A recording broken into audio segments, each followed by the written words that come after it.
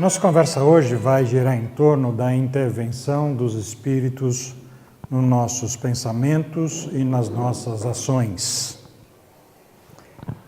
Quem não acredita nesta afirmação? Levanta a mão.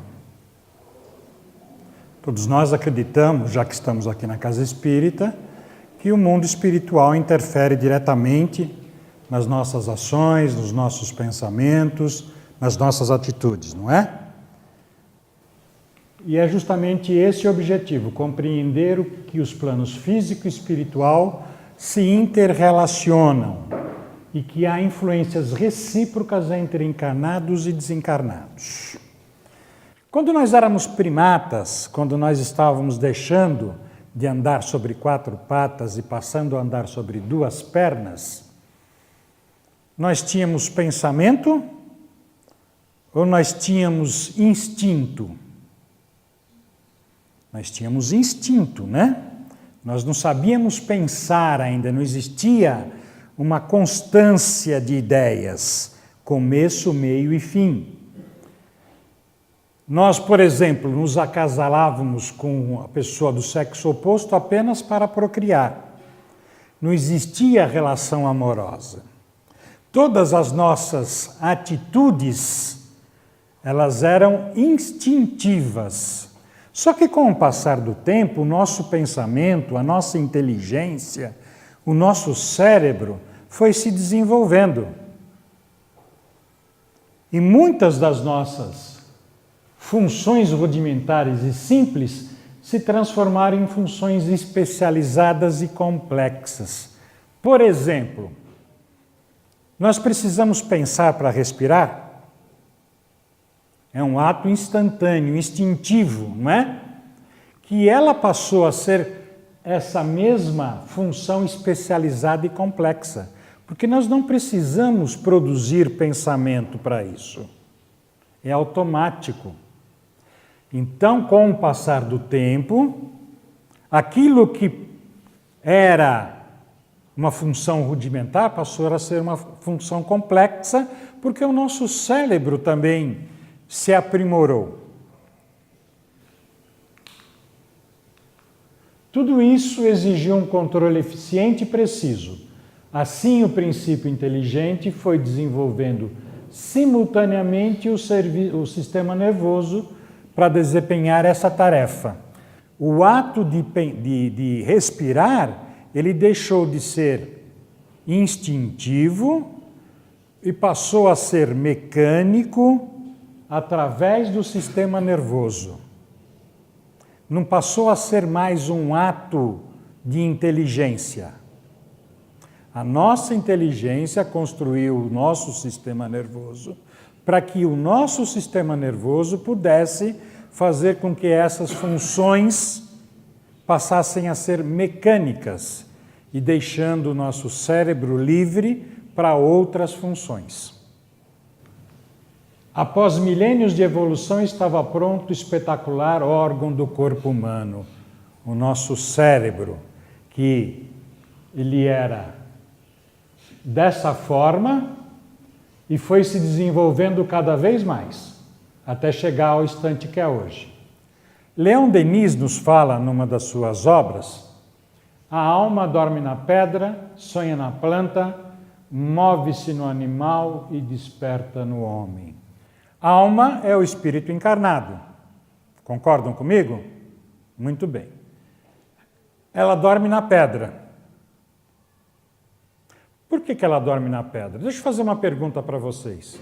Quantos reinos existem na natureza? Quem sabe me dizer? 3? Mineral, vegetal, animal. Eu concordo com o senhor e colocaria mais um reino. Eu diria que nós somos 4 reinos da natureza. O mineral, o vegetal, o animal e o hominal, do homem. A alma dorme na pedra, no reino mineral. Sonha na planta, no reino vegetal. Move-se no animal, no reino animal. Mas desperta no homem, no reino hominal. Isso não quer dizer que nós, seres humanos, fomos pedra um dia. Mas para que a gente pudesse evoluir e chegar no nosso estágio atual, nós fizemos estágios em todos os reinos da natureza. E hoje nós estamos habitando o reino hominal. Vocês devem estar se perguntando, poxa vida, mas ele veio falar a respeito de intervenção do mundo espírito, mas por que está falando sobre pensamento, sobre reinos da natureza? Para que a gente possa entender como funciona a comunicação espírita. E quando se fala em comunicação espírita, não é apenas a psicografia, não é apenas o trabalho na sala de intercâmbio, aonde existe a doutrinação daquele espírito que ainda não está muito bem esclarecido. A comunicação espírita ela é muito mais ampla do que isso. Aliás, muita gente confunde doutrina espírita apenas com comunicação espírita. Só que doutrina espírita, ela é mais do que isso. Ela é filosofia, ela é ciência. Kardec usou a ciência para codificar a doutrina espírita. Todas as perguntas e respostas do Livro dos Espíritos, que eu acho, na minha modesta opinião, que deveria ser o nosso amigo de cabeceira, o livro que está lá na nossa cabeceira, para que a gente possa estudá-lo, lê-lo e tirar dali as lições para a nossa vida, ele usou ciência e transformou isso em filosofia. É uma filosofia de vida, a doutrina espírita. E para a gente chegar até aqui, passamos em estágio por todos os reinos da natureza. A evolução cerebral, como é que ela se deu? Gênesis capítulo 11. A doutrina espírita, ela foi codificada através do Livro dos Espíritos. E do Livro dos Espíritos, Kardec tirou todos os outros 4 livros que formam a codificação espírita. O Evangelho segundo o Espiritismo, o Livro dos Médiuns, a Gênese, o Céu e o Inferno. Todos eles foram tirados de partes do Livro dos Espíritos. E lá está escrito, para ser mais exato, será preciso dizer que o próprio espírito que fabrica seu envoltório e o toma adequado às suas necessidades, ele o aperfeiçoa, o desenvolve e completa o organismo à medida que sente a necessidade de manifestar novas faculdades. Numa palavra, ele o talha conforme a sua inteligência. Nós percebemos hoje que as nossas crianças, elas nascem cada vez mais inteligentes, não é verdade? Parece que elas já nascem assim, sabendo de tudo. Por exemplo, se eu for mexer no computador, para mim é dificultoso, muito dificultoso. Como acredito que para muitas pessoas. Se colocarmos esse computador na mão de uma criança, ela vai debulhar o computador em instantes. Para ela parece que é uma coisa fácil, simples, não é? Então vocês percebam, a cada tempos e tempos a nossa inteligência progride, para que a gente possa evoluir cada vez mais, para que a gente possa fazer cada vez mais uso dessa inteligência de forma a nos aperfeiçoar. O nosso cérebro, olha como ele evoluiu. Ele era pequenininho e ele foi crescendo, crescendo, crescendo, crescendo, até chegar no estágio atual. Porque ele foi arregimentando várias funções dentro do nosso organismo e foi se transformando cada vez mais num arquivo monstruoso de informações. Sabemos que a vida é única. Ela não é estanque, ela não teve início e não vai ter fim. De muitas encarnações nós viemos e muitas outras nós iremos posteriormente. Deus nos deu a lei do esquecimento. Aliás, vocês não acham que essa coisa de lei do esquecimento, de não lembrarmos do que foi nossa vida anterior, não é uma pegadinha de Deus? Hã? O que vocês me dizem disso? Não foi um xiste de Deus para conosco isso? Não seria muito mais fácil se nós soubéssemos o que deveríamos fazer em relação ao próximo, se tivéssemos consciência da existência anterior, aquilo que esse próximo fez para nós, aquilo que nós fizemos para ele? Não seria mais fácil? Por exemplo, eu conheci a minha esposa, nós nos enamoramos, nós namoramos, nós casamos, tivemos filhos, temos netos. Se nós soubéssemos, tanto eu quanto ela, o que fomos em vida passada, em existência anterior, não seria mais fácil para nós agora nos relacionarmos mais facilmente, melhor? O senhor não concorda comigo? Na família todos moram inimigos, né? A doutrina espírita nos diz que nós nos reunimos em família aqui no plano material, porque lá no mundo espiritual, quando estávamos preparando o nosso plano reencarnatório, o nosso mentor espiritual nos ajudou e questionou e sugeriu que deveríamos estar numa família aqui com pessoas com as quais tivéssemos que nos reajustar. Portanto, a Sueli, minha esposa, não é por acaso a minha esposa, é porque nós dois precisávamos nos conhecer melhor, nos reajustar e continuar seguindo este caminho. Se nós soubéssemos aquilo que nós fizemos em encarnação anterior, fatalmente, nós iríamos querer nos vingar. Imagina se eu tivesse sido um algoz da Sueli. Ou se a Sueli tivesse sido uma algoz minha. Eu não ia querer dar o troco agora?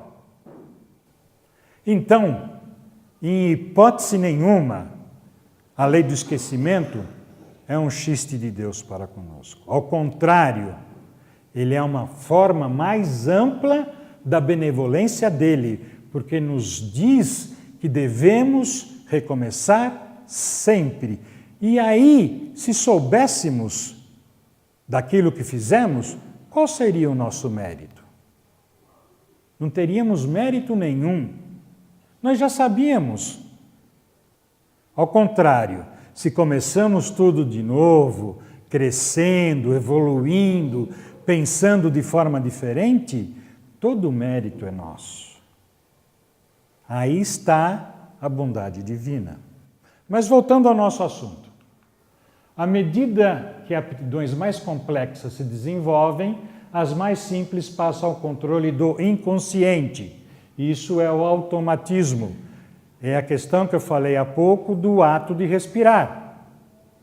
Passou a ser uma coisa automática, porque o nosso cérebro precisou se ocupar de outras coisas mais complexas. E essas atitudes menos complexas passaram a ser automáticas, comandadas pelo sistema nervoso do nosso organismo. O cérebro comanda nosso corpo com ordens conscientes e não conscientes. As conscientes são as que pensamos, e aí as executamos. As não conscientes são aquelas automáticas.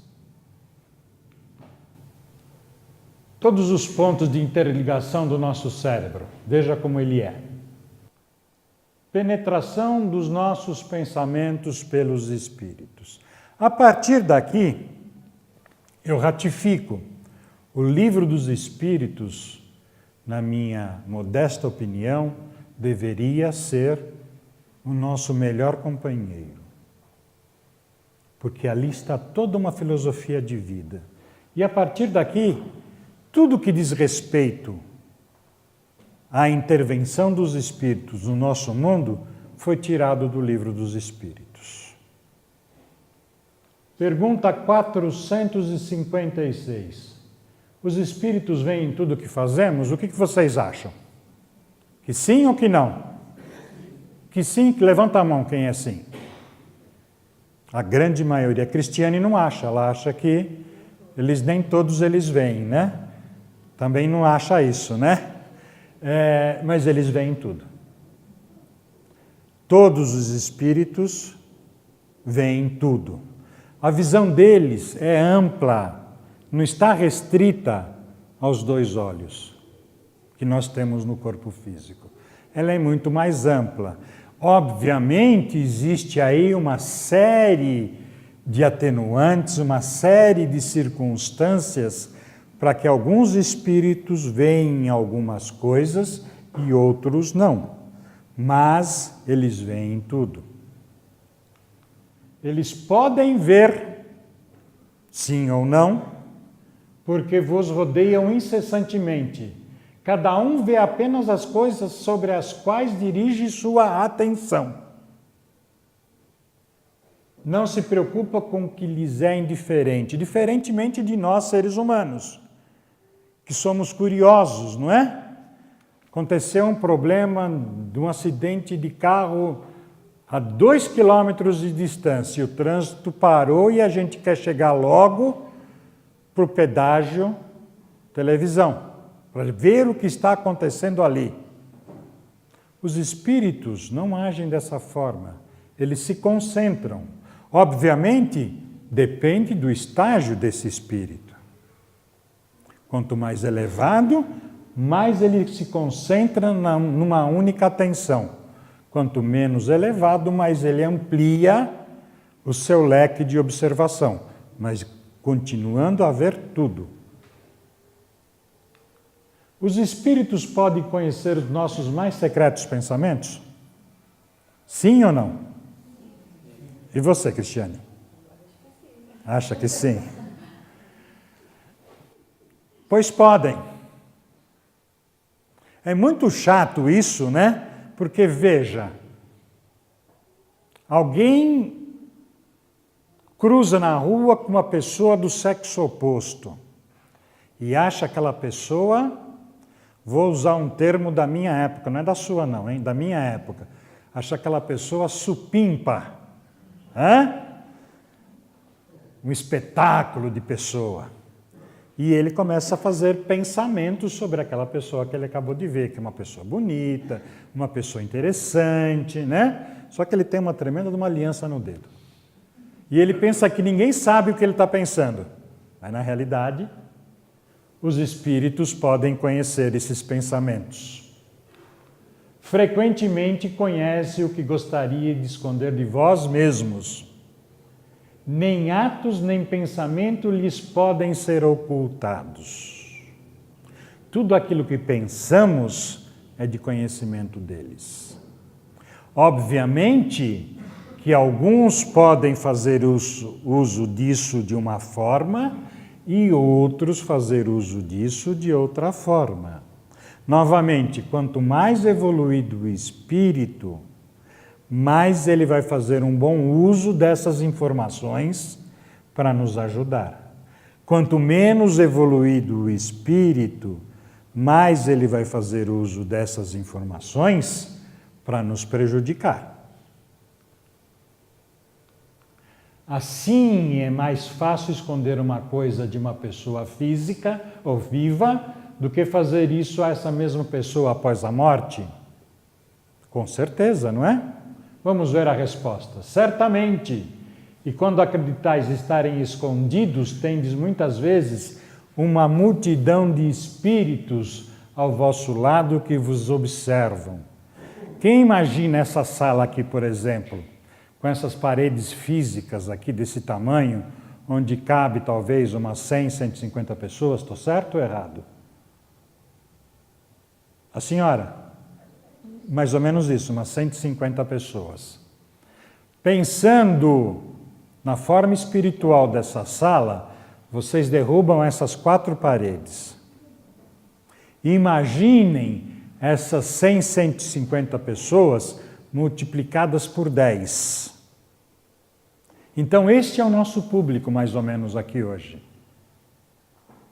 Conversando conosco a respeito da influenciação dos espíritos nas nossas vidas. Eles estão nos observando. Os espíritos levianos juntam-se a ilusões dos encarnados e preparam-lhes verdadeiras armadilhas. Isso os leva a divertirem-se à custa dos menos avisados. É aquela história, eu vou fazer uma fezinha na loteria porque eu tenho certeza que os 6 números aqui da Mega Sena vão dar na cabeça. Podemos estar sendo influenciados por esses espíritos menos esclarecidos, para colocar lá a meia dúzia de números, gastar talvez aquele único recurso que a gente tenha, na esperança de ser sorteado. Mas isso pode não acontecer, como via de regra não acontece, né? Se alguém ganha lá de Cochipó da Ponte, que a gente nunca ouviu falar, não sabe onde é, né? Já espíritos sérios preocupam-se com a segurança do que lhes são caros, lamentam seus erros e o mau uso do livre-arbítrio, e por isso procuram sempre auxiliá-los. Palavra que deve estar sempre na nossa mente: livre-arbítrio. Nós temos direito a fazer tudo. Mas, será que tudo é interessante para nós? Não, né? O direito de fazer sempre vai ser nosso. Só que nós temos que entender que vamos responder por aquilo que estamos fazendo. Sejam atitudes positivas, sejam atitudes negativas. Sempre estaremos respondendo pelas nossas atitudes. Influência sobre os nossos pensamentos e as nossas ações. Pergunta 459 do Livro dos Espíritos. Os espíritos influem sobre os nossos pensamentos e ações? O que vocês acham? Sim. Positivamente e negativamente eles influenciam. Muito bem. A esse respeito, sua influência é maior do que podeis imaginar. Muitas vezes são eles que vos dirigem. Imaginamos que estamos tomando alguma atitude de iniciativa nossa, que estamos fazendo alguma coisa que pensamos, e na realidade a influência do mundo espiritual é de 100%. Estamos fazendo aquilo porque o Espírito que está nos influenciando. Temos pensamentos próprios e outros que são sugeridos? O que vocês acham? Que sim ou que não? Que sim, né? Alguns pensamentos são nossos, outros são sugestões desses espíritos, bondosos ou maldosos. Vossa alma é um espírito que pensa. Quem pensa é o espírito. Se espírito é a alma encarnada, nós pensamos, logo existimos. Não ignorais que muitos pensamentos vos ocorrem às vezes ao mesmo tempo sobre o mesmo assunto, e frequentemente bastante contraditórios uns dos outros. Pois bem, nesses pensamentos há sempre os vossos e os nossos, ou os nossos e os deles. Isso vos coloca na incerteza, porque então tendes duas ideias que se combatem. Eu devo ir por o caminho da esquerda ou eu devo ir pelo caminho da direita? Não é? O nosso pensamento nos guia para o caminho da direita. O nosso bom espírito protetor nos influencia dizendo que devemos ir pelo caminho da esquerda. E muitas vezes, quando pegamos o caminho da direita, porque achamos que é a melhor coisa, chegamos lá na frente e damos de cara com uma parede, quebramos a nossa cara, não é? Porque o livre-arbítrio foi nosso, fomos nós que escolhemos. E nos deixamos influenciar por outras questões além daquelas mais positivas. Como distinguir os pensamentos próprios daqueles que são sugeridos? Alguém saberia me dizer como? Ninguém? Quando um pensamento é sugerido, é como uma voz falando. É aquela história, do meu lado direito eu tenho o meu anjinho me falando no meu ouvido direito, só coisas boas. Do meu lado esquerdo eu tenho o diabinho falando no meu ouvido esquerdo, só coisas ruins. Os pensamentos próprios são, em geral, os de primeiro momento. A primeira coisa que vem à nossa cabeça, somos nós que pensamos. Além de tudo, não há para vós um grande interesse nessa distinção. E muitas vezes é útil não sabê-lo. Por que eu devo saber ou não saber se esse pensamento é meu ou não é meu? Não tem nenhuma necessidade de saber isso. Basta eu saber que aquele pensamento pode ser útil para a minha vida ou não. Se eu fizer aquilo, sendo um pensamento meu ou uma sugestão espiritual, o que vai me reverter de bom para a minha vida? Se eu fizer aquilo, eu vou ter que responder drasticamente pelo que eu vou fazer? Né? Então não tem necessidade de saber de quem é um pensamento, basta saber qual a consequência que isto vai causar. Continuando, os homens de inteligência e de gênio tiram suas ideias de sua natureza íntima. Algumas vezes as ideias vêm do seu próprio espírito, mas frequentemente são sugeridas por outros espíritos que o julgam capazes de realizar aquela tarefa. Isso me faz lembrar uma pequena história sobre Michelangelo, o grande escultor, aquele que esculpiu e que pintou a Capela Sistina. Ele estava trabalhando lá no seu ateliê, numa pedra de mármore, tirando dali uma escultura. E tinha uma pessoa que estava observando e apreciando o trabalho de Michelangelo. O tempo, as horas se passaram, Michelangelo continuou esculpindo, mas ele se sentiu cansado, então ele parou para tomar um pouco de água para descansar. E essa pessoa que estava ali vendo o seu trabalho, chegou até ele e travou um diálogo, mais ou menos assim: mestre, ainda bem que eu tenho olhos de ver as belas figuras que só você pode tirar de pedras tão frias de mármore. Toda a obra que você faz causa comoção, me traz alívio. Eu fico contente em ver coisas tão belas que só você consegue fazer.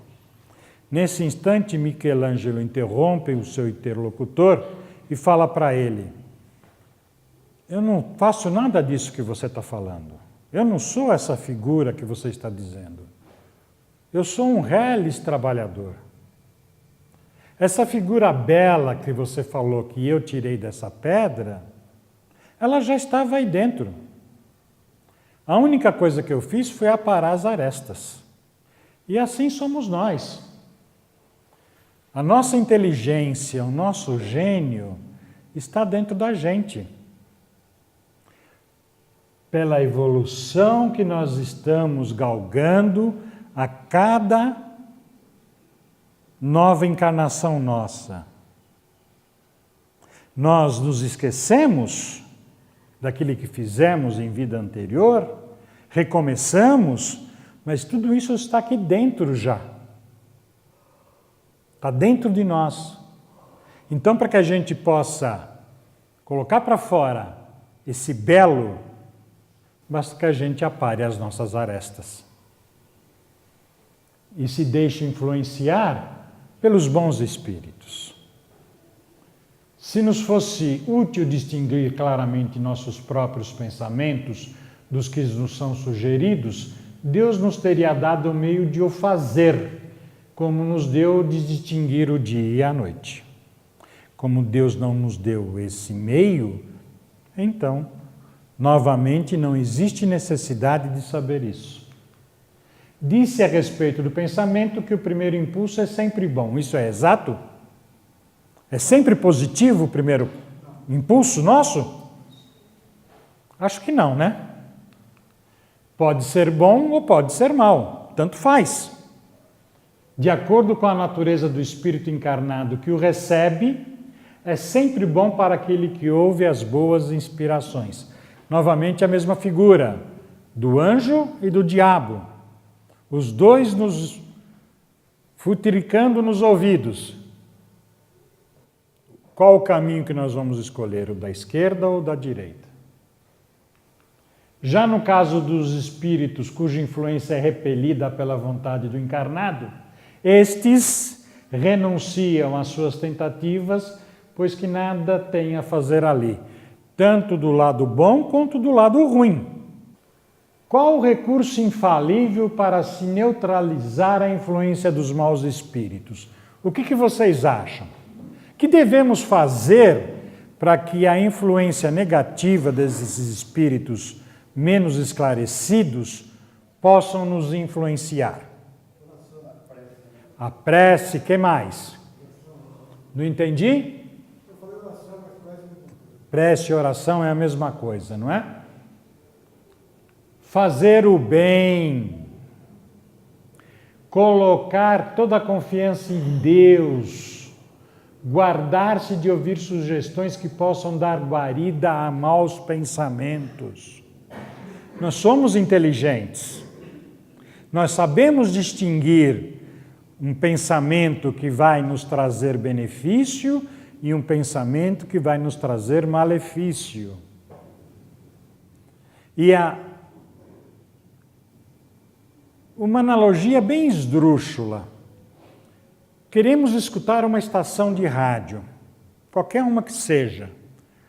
Colocamos lá o dial, que hoje é eletrônico, no número lá, mas ele não está totalmente audível, fica aquela chiadeira, né?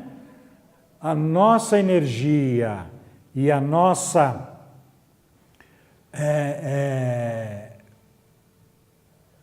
o jeito como pensamos, ele é justamente isso. Quanto mais claro e objetivo, quanto melhor ouvimos, mais ligado aos bons espíritos nós estamos. Quanto mais chiadeira existe nessa interferência, nessa ligação, mais ligados aos maus espíritos nós estamos.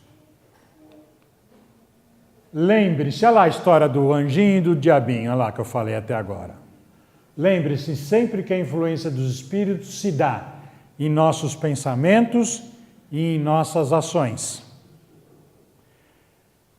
Se essas influências se dão na direção do bem, eles nos trazem força, nos trazem ânimo, nos fazem seguir para frente, passando e ultrapassando os obstáculos, as nossas dificuldades.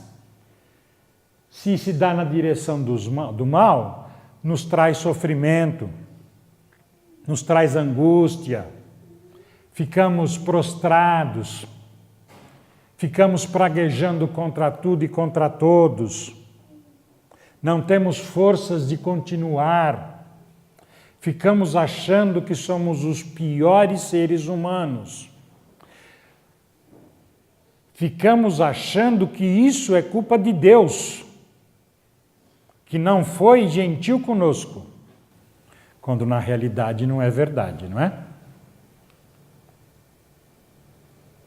Olha os inimigos, então.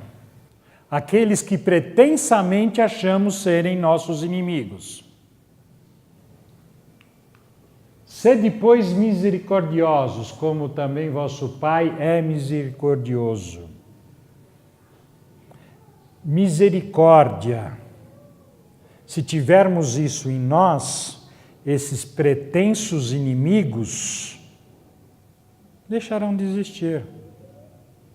Porque a misericórdia pressupõe o perdão.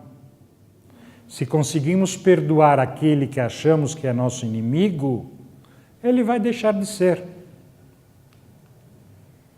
Inimigos desencarnados, eles só os são pela falta de perdão, não é? Da nossa parte. Eles continuam sendo os inimigos que achamos que são, porque não perdoamos e eles então querem uma vingança. E eles têm esse sentimento de rancor para conosco por conta da falta do perdão.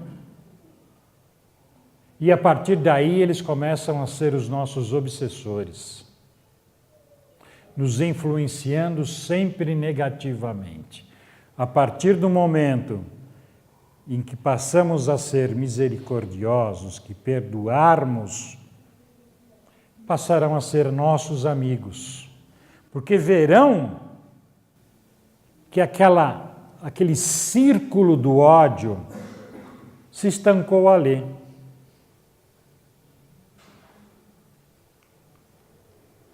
E eles atuam na vida nossa, do encarnado, causando mal-estar, causando falta de vontade, causando influências negativas, causando perturbações sérias, que nos fazem andar para trás cada vez mais, porque sempre estamos achando que somos o pior dos seres humanos.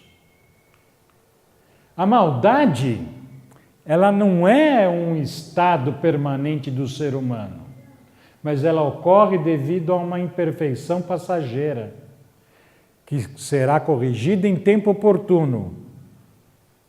Se a maldade ela não é um estado permanente do ser humano, aliás, deixa eu perguntar para vocês, Deus existe?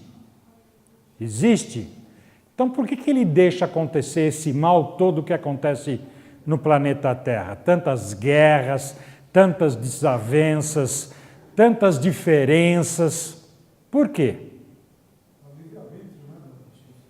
Muito bem. Então, se Deus existe, o mal existe? Existe? Ou será que o mal não existe e o que existe é a total falta do bem? O mal é a ausência do bem. Então, concluindo, o mal não existe.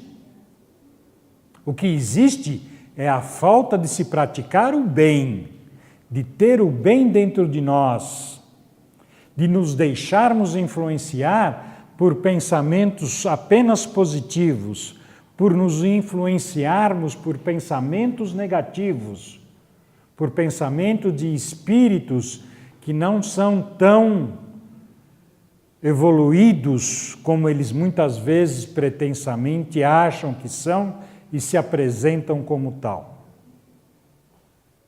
E aí eu lembro e parafraseio aquele refrigerante, aquela propaganda do refrigerante, que fala, os bons são maioria. E nós somos a maioria. Existe a maldade, ou existe as coisas ruins, existe aquele filho que mata o pai, existe a guerra no Oriente Médio, mas as pessoas boas, as pessoas dignas, elas são maioria. E tudo isso aí só existe porque passa na televisão, está no jornal, fala no rádio, porque dá audiência. A fraternidade que esta casa faz, passa em algum lugar? Passa lá na TV Globo? Ou passa lá no Datena? Obviamente que não, porque não dá audiência.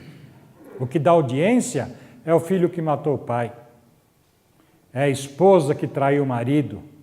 Isso dá audiência. Mas nós bons somos maiorias.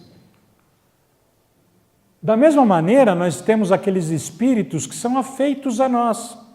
Temos os antagônicos e temos aqueles que estão do nosso lado. Os espíritos se afeiçoam de preferência a certas pessoas. Os bons espíritos simpatizam com os homens de bem ou passíveis de se melhorarem. Os espíritos inferiores com os homens viciosos ou que possam vir a sê-lo. Sempre haverá atração pelos afins e sempre haverá essa atração pela mesma sintonia. Anjos da guarda, espíritos protetores. Existe diferença entre espíritos protetores e anjos da guarda? Não existe diferença. Vamos ver. Espírito protetor. Espíritos que assumem como missão o compromisso de nos assistir e de nos velar em nossa jornada terrena, aconselhando-nos sem interferir no nosso livre-arbítrio. Nos acompanham desde o nascimento até a morte e por muitas vezes também após a morte. Esses espíritos são aqueles que nos acompanham a eternidade toda e que nesta nossa encarnação se prontificaram a continuar no mundo espiritual, nos assessorando, tentando nos ajudar, estando ao nosso lado. Anjo de guarda ou mentor. Conduz o seu protegido, que somos nós, pelo bom caminho, dá conselhos, consola as suas aflições, dá amparo nas passagens das provas da vida. Corresponde a um pai protegendo o seu filho. Existe sim alguma diferença entre espíritos protetores e mentor espiritual. Os espíritos protetores vão estar ali, sempre tentando nos ajudar. O mentor espiritual, ele vai nos influenciar sempre do lado positivo. Vai caber a nós querer escutar ou não através do nosso livre-arbítrio. É a mesma coisa. Nós estamos caminhando por um terreno bastante dificultoso e podemos cair num determinado momento. O espírito protetor pode nos segurar, para que a gente não caia. Só que antes de caminharmos por esse caminho, cheio de dificuldade, o nosso mentor espiritual falou para nós, olha, não vá por aí, porque chegar ali na frente você vai cair. Vai por aqui, porque esse caminho é mais fácil. Só que nós resolvemos seguir pelo caminho mais difícil. Espíritos familiares. Mesmo que os olhos fixos não vejam, quem amamos e já partiu está sempre por perto. Nossos pais, nossos avós, nossos tios, a nossa família sempre vai estar conosco, porque nos amam. Podem não ter condições de nos ajudar, mas sempre vai estar ali junto de nós. União por afeição, quando desencarnados passam a proteger seus entes queridos. E muitas vezes a gente se pega pensando, imaginando ter saudade de um ente querido que partiu para a pátria espiritual, e a gente fica ali com aquele pensamento firme, dizendo que ele faz falta, que ele não deveria ter partido, que ele deveria ter ficado conosco.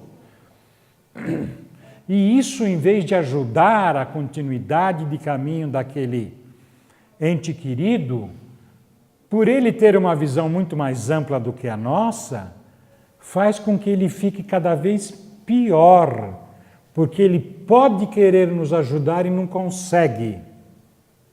Então, essa nossa fixação por aquele ente querido que partiu para o mundo espiritual pode não ser positiva, como muitas vezes não é. O positivo é pensarmos com carinho, nos momentos bons, orarmos para que ele possa continuar na sua caminhada, para que ele possa se restabelecer.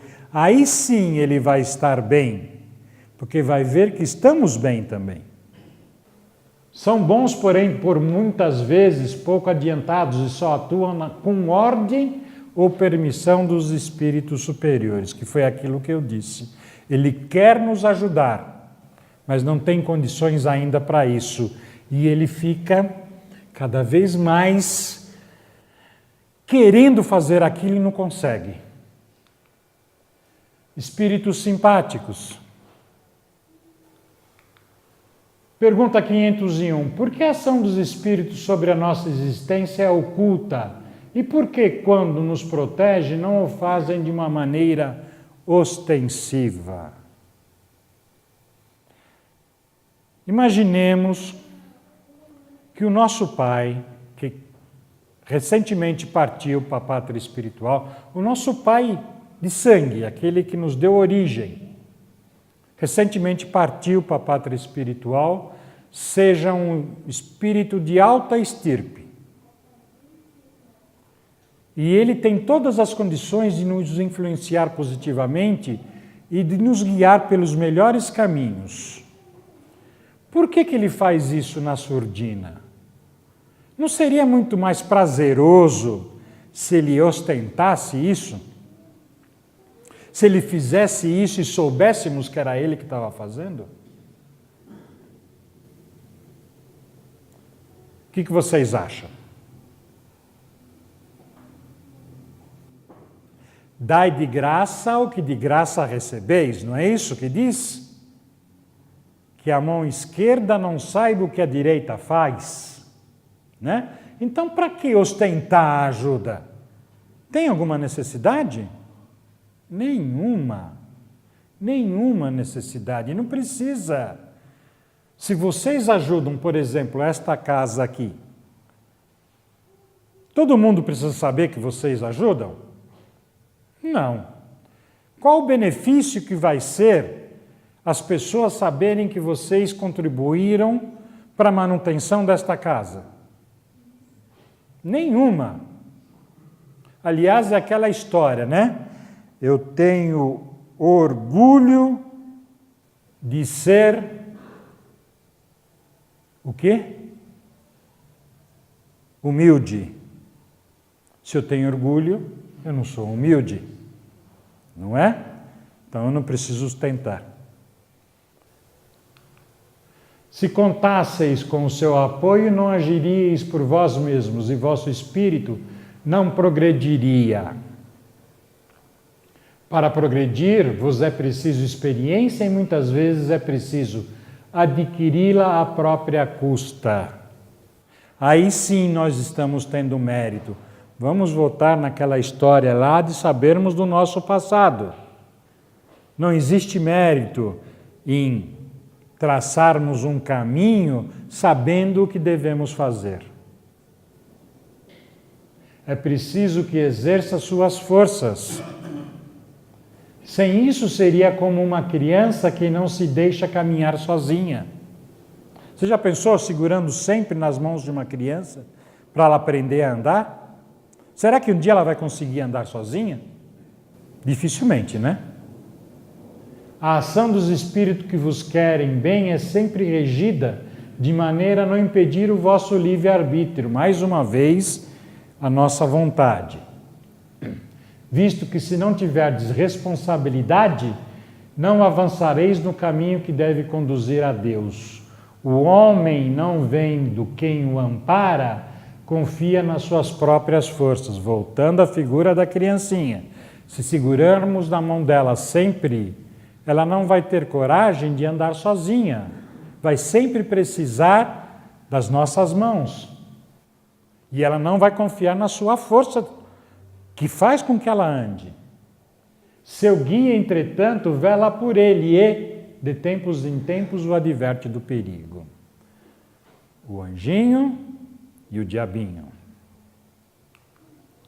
Espíritos simpáticos têm afeições por nós, tanto para o bem quanto para o mal.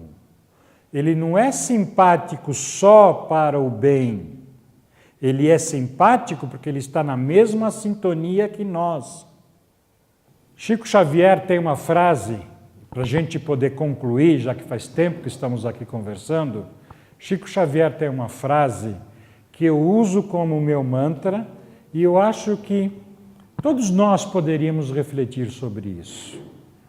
Nós não podemos voltar atrás para fazer um novo começo, mas nós podemos recomeçar agora para fazer um novo final. Se a influenciação do mundo espiritual está aqui, presente, continuamente, vamos deixar que essa influência seja sempre positiva, nos elevando, orando, vigiando, para que apenas os bons espíritos estejam na nossa atmosfera, na nossa energia e assim caminharmos mais celeremente rumo à nossa evolução.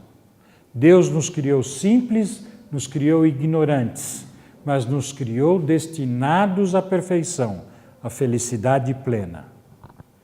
O tempo que vai demorar para que cheguemos até lá, e fatalmente chegaremos, depende única e exclusivamente de nós. Quanto mais recomeçarmos agora, quanto melhor recomeçarmos agora, mais cedo chegaremos a essa plenitude. Obrigado a todos. Espero desta forma ter contribuído com alguma coisa com vocês.